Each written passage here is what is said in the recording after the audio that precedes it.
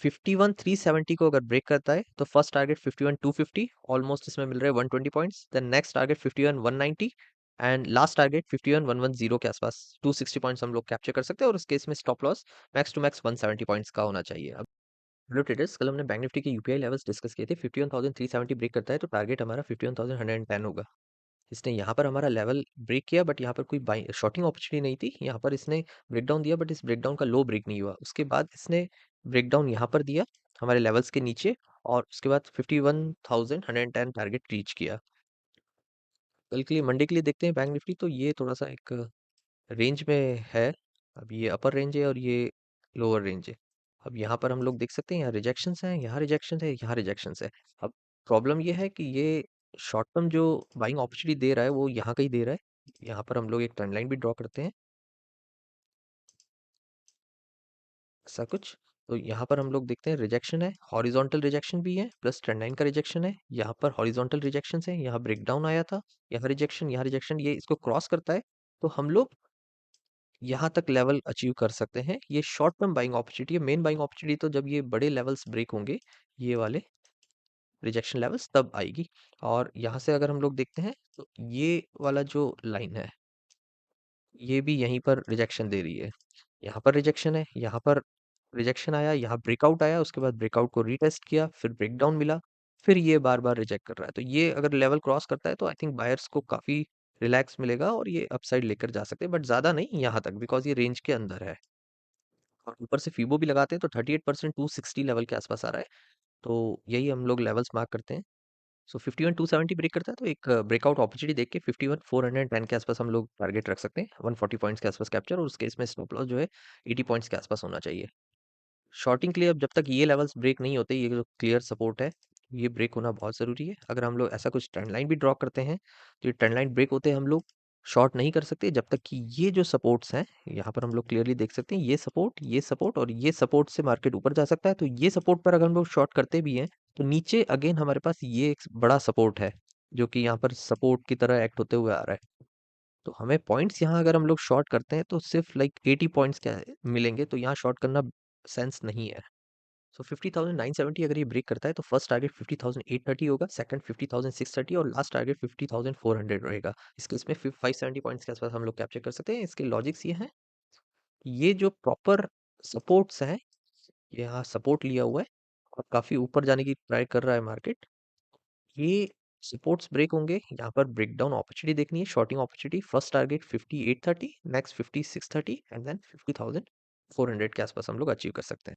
और ये टारगेट्स जो हैं, ये मैंने, ये हम लोगों को यहाँ दिख रहा है ब्रेकआउट आया था तो फर्स्ट 5830 हो सकता है टारगेट।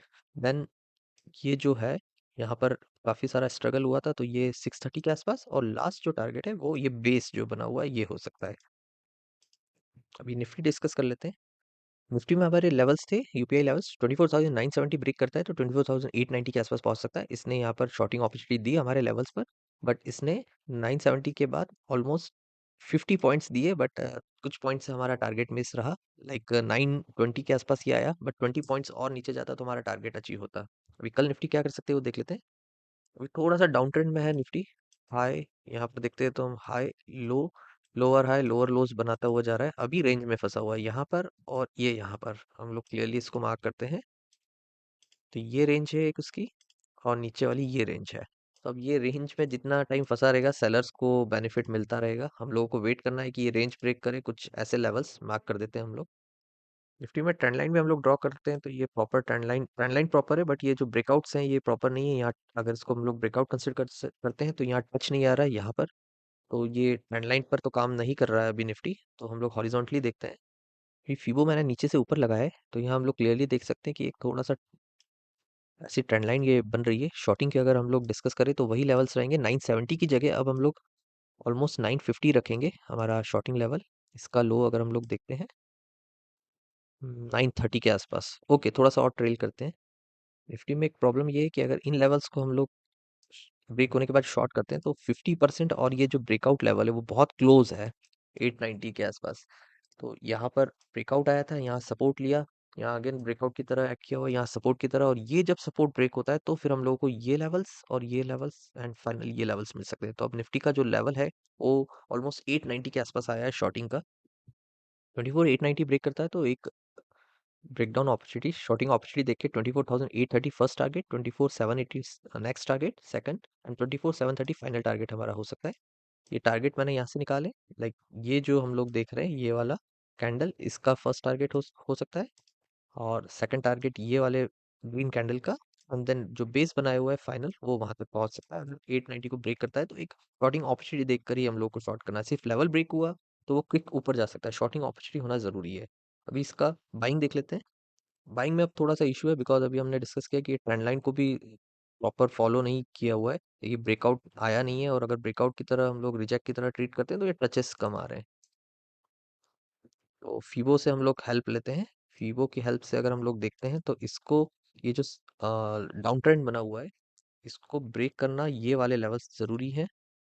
ये जो कंजेशन बना हुआ है पूरा, ये लेवल अगर ब्रेक होता है, दैट इज 38% के आसपास, 38% के आसपास ब्रेक होता है, तो फिर हम लोग एक बाइंग अपॉर्चुनिटी देख सकते हैं। और थोड़ा सा वो दूर है 38%, ऑलमोस्ट 25,050 के आसपास, जो हमारे पहले के लेवल से 25,050 ब्रेक करता है तो ऊपर जा सकता है ये यहाँ तक 25,120 तक, वही लेवल्स अभी भी हैं।